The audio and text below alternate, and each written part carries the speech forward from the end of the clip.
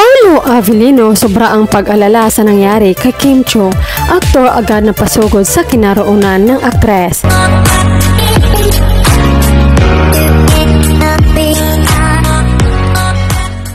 Paulo Avellino, sobra ang pag-alala sa nangyari kay Kim Chiu. Aktor agad na pasugod sa kinaroonan ng aktres. Buong sambayanan ay nag-alala sa kalagayan ni Kim Chiu matapos makita ang post ng aktres sa kanyang Instagram story. Maging si Pao ay sobra ang pag-alala sa nangyari sa aktres. Sa post ni Kim ay nasa loob ito ng ambulance at may nakasulat na magpasikat realness.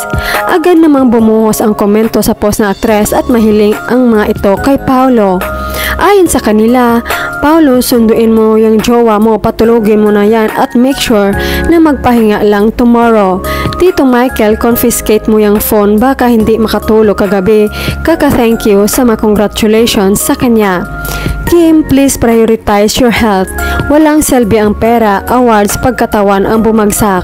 Isa lang ang buhay kaya pakaingatan. We'll pray for your fast recovery. Please tell her to take at least 5 to 6 hours of sleep tonight. Kahit mag-hide and seek na lang siya sa magpasikat, mahal pa din namin siya. Lalo na yung mamon. Please take triple care of your safety and healthy, Kim Chiu. Mahalaga pa din ang health lagi, Kemi. Sana maglaylo na sa death defying na yan.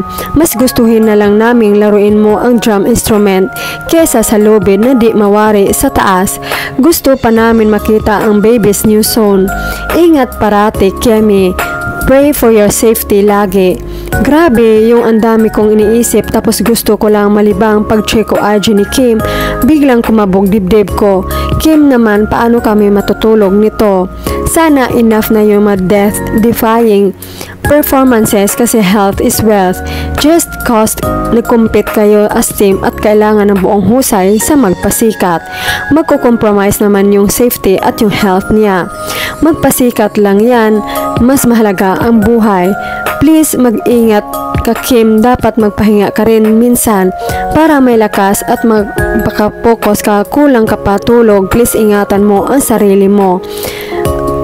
Pag ang kalusugan ng kalaban mo, hindi mo na ma-enjoy ang iyong pinaghirapan. She had a minor accident during rehearsals tonight. Thankfully, she's okay, but please include her safety in your prayers. Stay safe always, Kemi. Chinita Princess.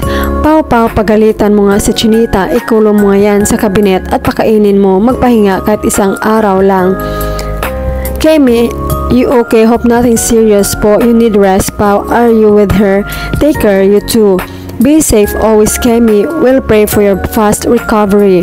Kemi, magpahinga ka naman please. Always take care. Sabi nga ni Sisi Camps, health is wealth. Kim, I hope will be okay. Praying for you, Kim. Take care always. Sa practice ba yan o sa shooting? Love you, Kim. Sa magpasikat practice po. May taping pa naman ata sila. Baka rest day na lang ata kanina sa taping kaya nasa showtime siya. At practice sure na nag-alala naman yon si Pao. Baka puntahan siya. Ingat, Kemi, please rest din pag may time. Huwag sagarin ang self. Get well soon, my dear. At Pao Avellino, Daddy, take care of your princess.